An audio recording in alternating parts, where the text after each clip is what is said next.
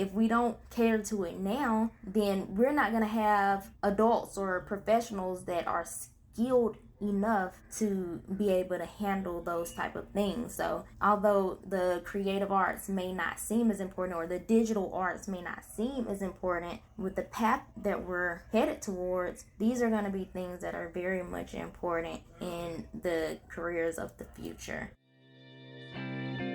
Welcome to Somewhere and Elsewhere, Coastal Carolina Arts Podcast by Shoresides. I'm Kevin Levi Green. Coming up next, a Somewhere and Elsewhere special where we uncover stories from artists across the coastal region.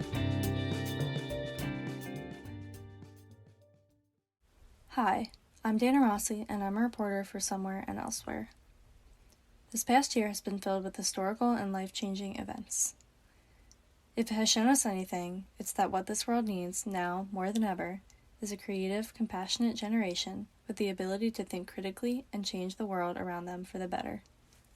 An education in the creative arts is essential to creating these innovative minds. A study conducted by Arts Ed Search found that students exposed to art studies at an early age scored higher on tests in expression, risk-taking, creativity and imagination, and cooperative learning, as well as in other core areas of study. However, there still remains a debate on the importance of arts within an early education curriculum, and this debate only becomes more complicated with the transition to online and hybrid education. Irese Robinson, founder of New Freedom Hill in Tarboro, North Carolina, knows firsthand how important it will be to keep the arts alive for students in this digital age.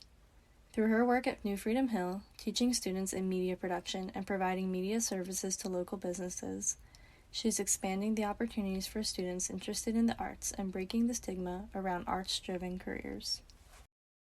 My name is Irese Robinson. I do photography, videography, and graphic design, and I'm also a full-time teacher, and I reside in Tarboro, North Carolina.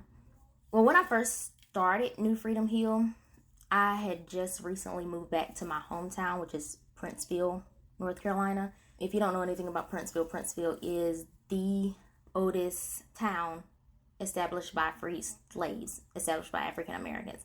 So I started New Freedom Hill as a way to just gain exposure, going back to Princeville being the oldest town chartered by freed slaves. It was first named Freedom Hill, and I named my company New Freedom Hill after that name.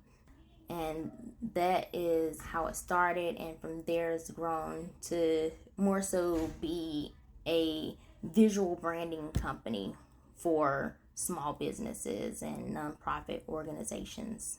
When I was growing up, I've always been the creative, artistic type, and a lot of my learning came from either books that I read or television shows. In particular, there was one show that came on HBO Kids when I was younger that taught filmmaking skills to kids. And I just fell in love with it. And I wanted to learn all the things they were teaching: stop motion, animation, and just all the ins and outs of editing. And this was with, the video cameras that don't even have the capability of the ones that we use today. So it was just something that I fell in love with, and something that I knew that I wanted to do. And as I went through school, I ended up, that was still something that I loved to do, and it was still something that I always did on the side. But when I got to the point where it was time to decide what I was going to major in college, that was the last thing on my mind. So I went into college as a psychology major because I thought I should have something practical.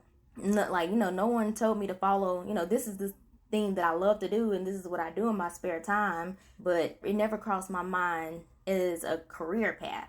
And I think when most people think of the arts, they think of it as an extracurricular, or they think of it as a luxury or something supplemental, and they don't even realize how much it impacts the brain. And when we think of art, you have visual art, you also have music, you also, there are all forms of art, but it takes different ways of presenting information for it to actually be grasping people's minds. So when it comes to a science experiment or anything scientific or anything mathematical, maybe if it were presented in a way that was visual, it might be more helpful for the visual learner. And being able to create these type of things is important, and being able to integrate arts into a curriculum in general, like even if it's not teaching art as its own class, integrating it into the curriculum for the core classes is important as well, because you're going to have those that are not going to get it until they're able to express it a certain type of way, or they're able to see it drawn out or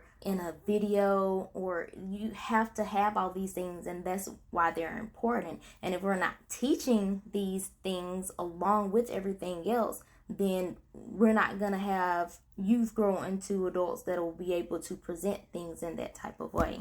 And if we are able to teach those type of skills at a young age and get kids to already be thinking critically and creatively and not just analytically, then we aren't like stifling their creative process to come up with these new and innovative ideas. Like that's how these innovative ideas are able to come about, because we have those that were stimulated by the arts and stimulated by this type of thinking at a young age, and are able to now process it in a way where they can integrate it with everything else and to provide new things, new technologies, new creations that are going to be helpful for our new age, helpful for our future.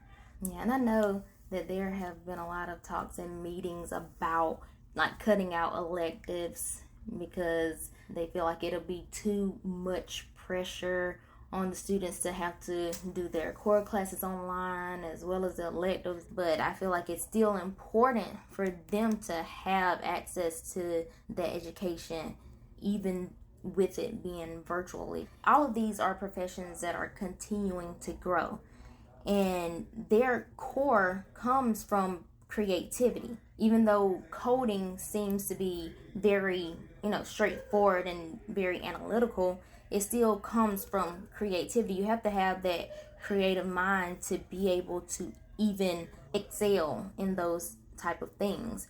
And it's just a part of our present. It's going to be a very big part of our future. So I want to be able to integrate these type of skills, these type of lessons into our curriculum, so that our youth know that there's so much more to thinking creatively than what you know now. And there are going to be so many more things that are created that don't even exist today. And we're not going to be able to get there unless we provide that type of outlet now at an early age.